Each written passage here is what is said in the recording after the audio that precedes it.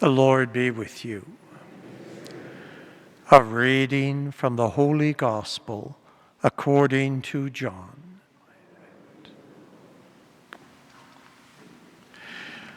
Jesus said to his disciples, I am the true vine, and my Father is the vine grower.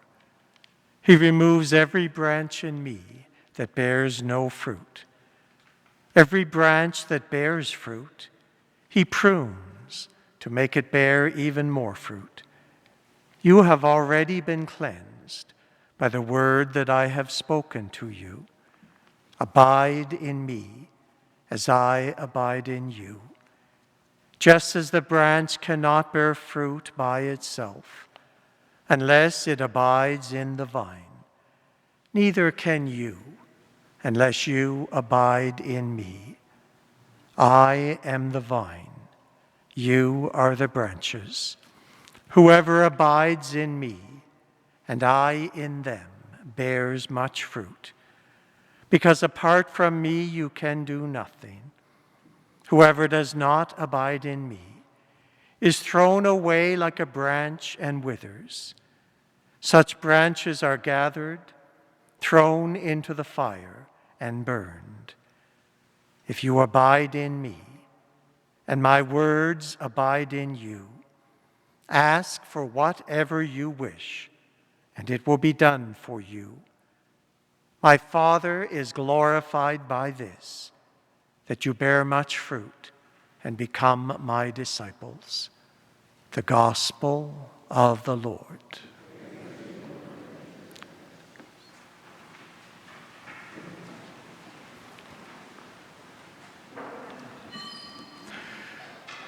Today I have kind of a three-part fervorello, as they used to refer sometimes in a seminary. The first is to thank all of you.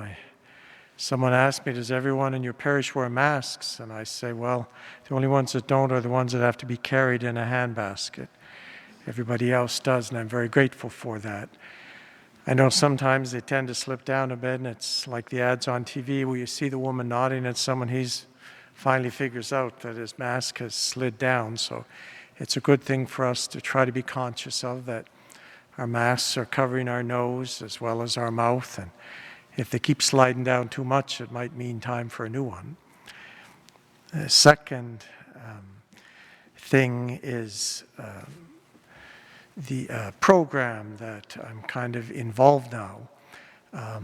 There's a group out of Halifax called Divine Renovation. It was started by a pastor of a parish down there, and it's kind of spread around quite a bit. And they try to encourage parish life and try to encourage clergy. Our bishop asked a whole lot of us, most of us who are active pastors with still a few miles left in us. I don't know what the other ones who didn't get an ask thought about that, but whether he checked the odometers, I'm not certain. But anyway, asked us to consider partaking in a 6-session meeting virtually with 5 or 6 other people. And so I'm always game to try something, although I don't like to be roped into things. So I said I would give this a try.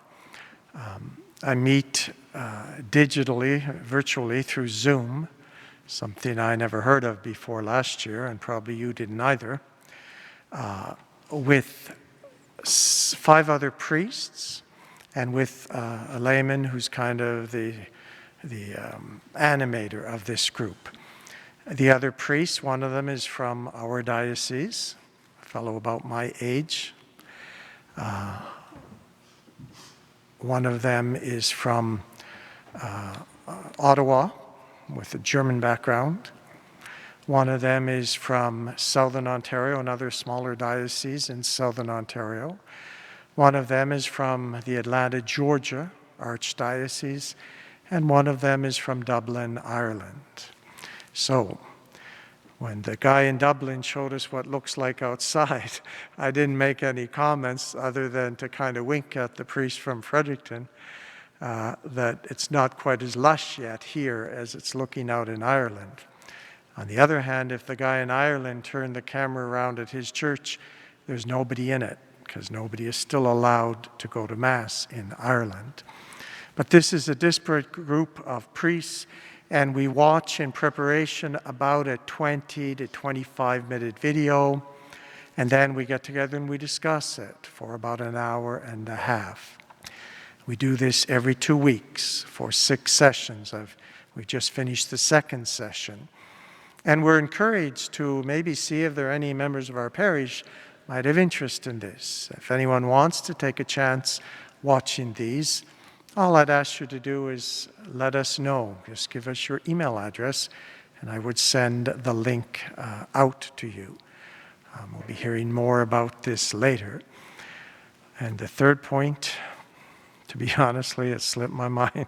So maybe the bishop should have checked more of the mileage on me and said best not to do that. But anyway, those that had something to do with COVID. Oh, yes, I know. The vaccination. So I got my vaccination 2 weeks ago yesterday. Very grateful to be able to receive it. And I'm just encouraging you, if you've not yet signed up, and there aren't too many people in this church who wouldn't qualify now to sign up for vaccination. I encourage you to do that. No one can force you. No one's going to twist your arm, but it's an act of good for ourselves to try to keep ourselves healthy. And we all have an obligation to do reasonable measures to keep ourselves healthy. It's also an act for the community, both our immediate community, if we live with family or other people, and for the broader community, those who come to church, those who shop, those of our community, people we don't know. The more of us who have been able to take this vaccination, the quicker we'll be able to get rid of these and fill up more of those and do a whole lot of other things too. So that's my final fervorello. Keep wearing your mask carefully, and thank you for all you're doing there. If you haven't had a vaccination, give a real good serious thought and prayer to it.